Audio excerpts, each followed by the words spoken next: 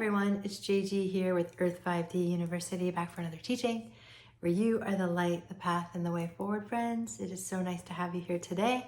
Welcome to the channel. What I'm going to be talking about today is about your instincts and your basic natural instincts, your intuition, and how I feel like a lot of times we have lost that. We've lost our intuition, we've lost our instincts because we are often exposed to our surroundings that have sort of dulled us. We've been sort of domesticated, right? Because of doctrine from organizations and just like kind of in the sterile way that we live our lives, right? We sort of lose touch with our own instincts. To frame this up, I'm going to share a story. You know, God works in our everyday lives to teach us things. And if you are aware, you will learn so much about your connection to spirit. So it's not just you alone in this world. I always say that, right? It's not just you alone in this world, you and the entire universe, okay? So we learned how to have a symbiotic relationship with the universe by listening and just looking at your everyday environment and seeing what sort of like turns up in your world, right? What turns up in your reality. What turned up in my reality were literally two cats, okay? They were stray cats, feral cats, okay?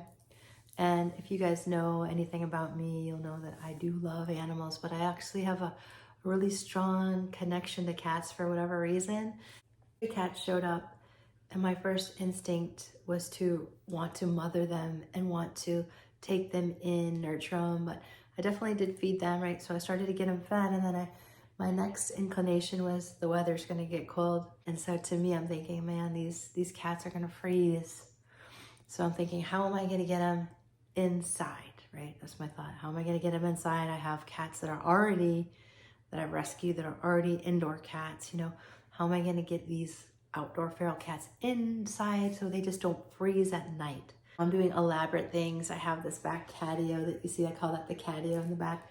So I have all sorts of ways, right, to lure them in with food, but they just were not having it, okay? I want to domesticate these cats, right? I want to bring them in, but when they're looking, when I invite them in the patio and I slide open that, you know, that sliding glass door, when they look in here, it looks to them, they look at me like they're looking into like the depths of hell, right? Because nothing in this room is familiar to them. Even the ground, like the ceramic on the floor, the smells in here, right? It seems so foreign to them. So they're very, very, very scared. And so what I grew to understand is that they would really rather be cold outside than come in here. And so I realized that the domestication and the saving of these feral cats was really for me. They don't want to be, they like to be fed, right? But they do not want to lose their freedom. They like the wild out there. They like the elements. What seems to me as like so dangerous out there is their world, right? That's what they are comfortable in. God was speaking to me through that situation, essentially, because what I've come to realize is we also have been domesticated, right? We have been sort of coddled into a way of comfort. We have a very comfortable, for most of us, thank God, right? We have very comfortable lives. We are in a nice climate. Our houses are like a nice 72 degrees, right? For the most part. Or, you know, we've grown comfortable to blankets and soft materials, right? The comforts of home, opening to a huge refrigerator of food, right? Whatever we want. We really have it at our fingertips, thank God, right? But it has made us very, very domesticated.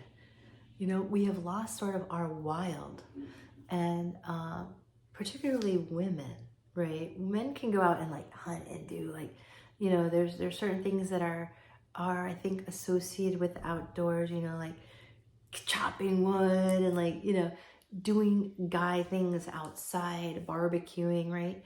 But women in particular, I feel like they are very, very subjugated and are taught not to be quote unquote feral. You behave a certain way. You know, when you reach a certain age, you're not allowed to like skip and dance and like you know, there's certain things required of you. There's a level of seriousness we have to have about being a parent, for instance, or being part of our society. As suddenly you reach an age and like you have to be very serious, like anti-wild, right? And so women and men, but particularly women, because I am a woman, so I could speak more more directly from these experiences that I've had. Um, you know, there's a certain way of being, and it's like you have to hold a routine and you have a schedule, and our lives are very, very, very much domesticated, and that runs over into, I would say, also religion, right? There's certain ways we need to think. There's certain ways we are very much programmed and domesticated to think a certain way and to behave a certain way.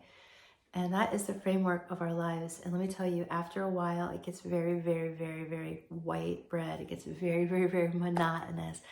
And men and women, I think, are looking for their freedom, right? Their way out of this box, this sort of way of domestication.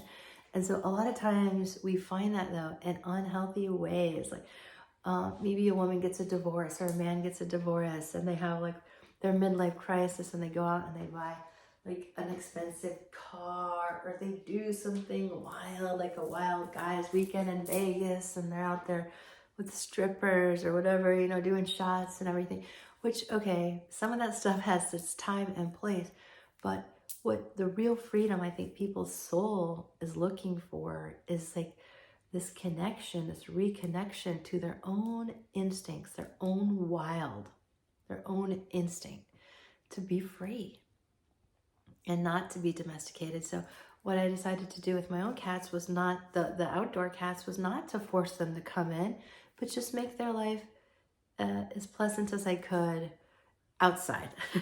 So I bought them some straw.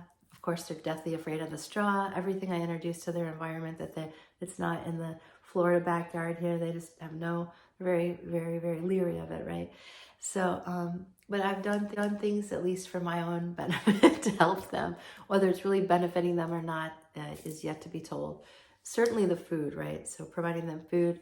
Now you could say, well, now they're not using their instincts to hunt, right? So they're getting comfortable. So it's a very, very fine line here, right? That we dance. That's, of course, is a metaphor, right? What is the fine lines that you dance in your life between, you know, being overly domesticated and overly programmed, and like, where are you finding your freedom? I believe that people will find their freedom connecting to their own intuition and their own instincts, which they're very much cut off from because of religion, because of society, because of the way we are domesticated and programmed. And so we end up doing, a lot of times I see women going out, they get the divorce, and then the woman's out there having like multiple affairs and like trying to find, you know, pleasure and comfort in physical things, which is okay to some degree, right? We're not saying to deny the world we live in.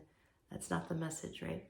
But I think we get lost sometimes in the material things, and we don't connect to the actual freedom that we're looking for. And the freedom that we're looking for, I feel, is connecting to this instinct. I'll say it again, to our intuition and instinct, so that we avoid some of the traps and pitfalls out there in the wild. What would it be like to let yourself back into the wild? What would you think? What would you believe? How would you feel if you didn't have to be domesticated?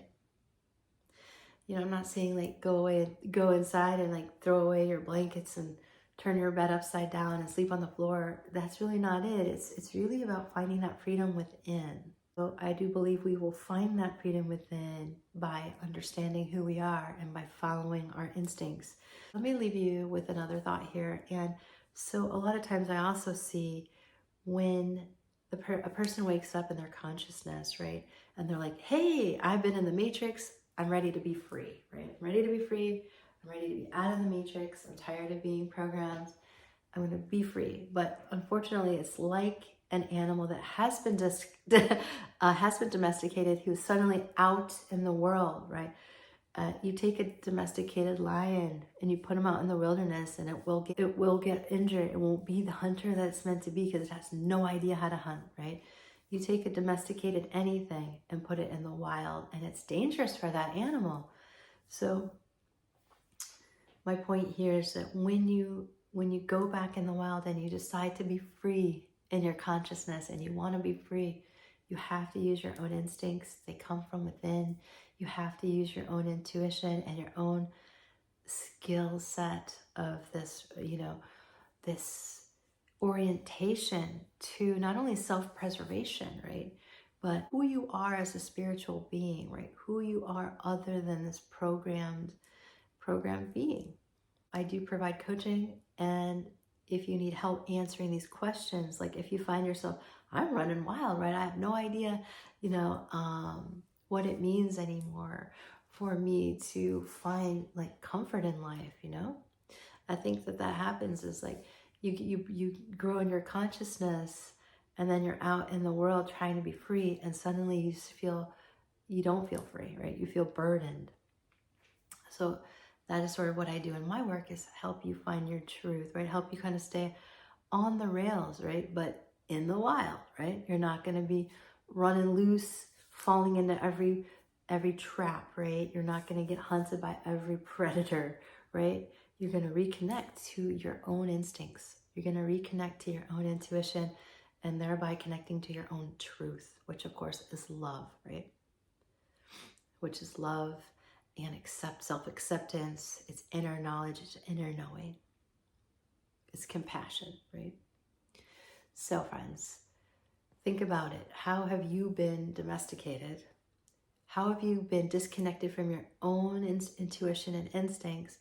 And how can you go out in the wild without like completely getting hunted, right, by a predator? How can you find your freedom without losing who you are, right? Without getting lost in material pleasures, right? That might not feel very, very comforting to you, right? Because those lose their luster. The more conscious you become, the external things often lose their luster. They lose their shine, and you're looking for more.